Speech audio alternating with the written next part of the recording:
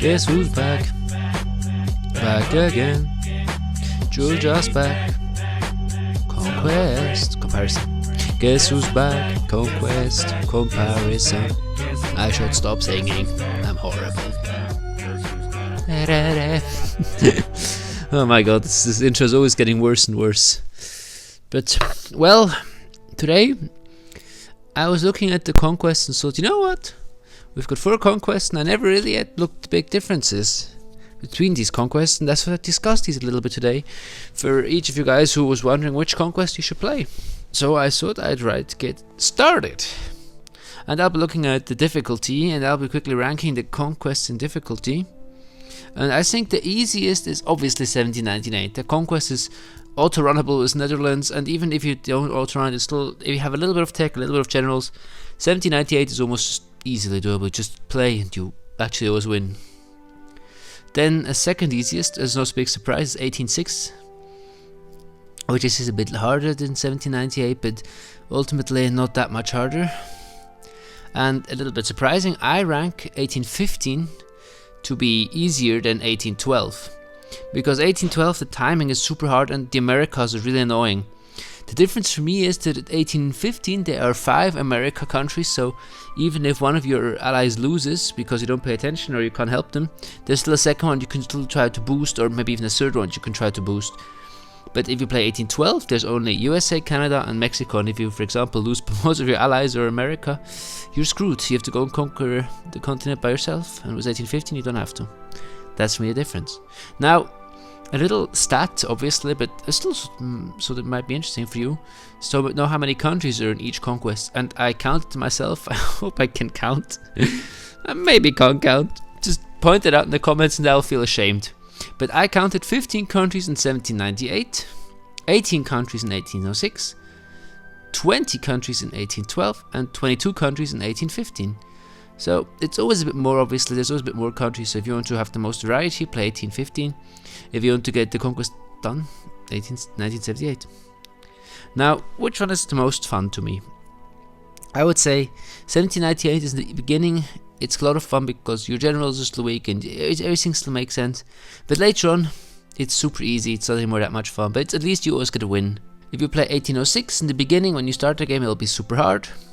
But it becomes more and more easy to bet your generals and your stuff. Like, for example, my generals 1806 is actually doable as every country. Now, 1812 is for me very hard. I would say it's the hardest, but honestly, I play these games because the harder, the more challenging, it gets more fun. Because if you just win automatically and everything's so easy, it's not really fun. If you have to grind for it, it makes more fun. So 1812 is for me quite full of fun, like 1815, because they're hard to play. But that's just my opinion. Now, I still wanted to look at the time aspect of it, and I would say a usual 1798 game goes between 50 minutes, if you play with the Netherlands and just cheat your way through, till about 40 minutes if you take like a hard country and really try to play that hard game, like, I don't know, maybe Sardinia or Poland. Yeah, that's quite hard. Now 1806 can go, I would say, about 30 to 50 minutes. Shouldn't go an hour if you play well, you play actively, it should be okay. But 1812 and 1815 both usually tend to go around an hour or even more. Especially if you have to go after the Americas, then, or if it's to go after Europe, if you capture America. Then have fun, because that probably can go like 2 hours plus. Yeah. And I still quickly wanted to look with you at the best countries from each conquest, and I would say in 1798 it's very obvious. I've made a video on it. We've got Weedland, Netherlands, because you can just auto-run it. What is there more to say? You can just play and it will win automatically.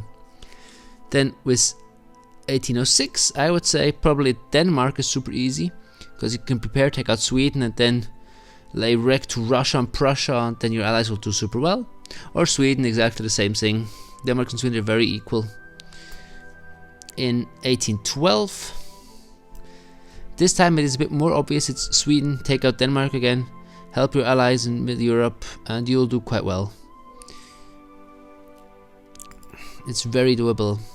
I just have to still give money to your allies in the Americas. And in 1815, astonishingly, it's one of the big countries, which usually easy, small, sometimes quite a lot easier.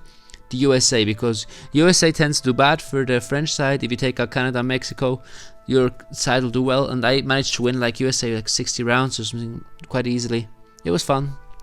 Take the USA if you want to play in 1815. And now I looked with you guys at the easiest country. Let's go look at the hardest country.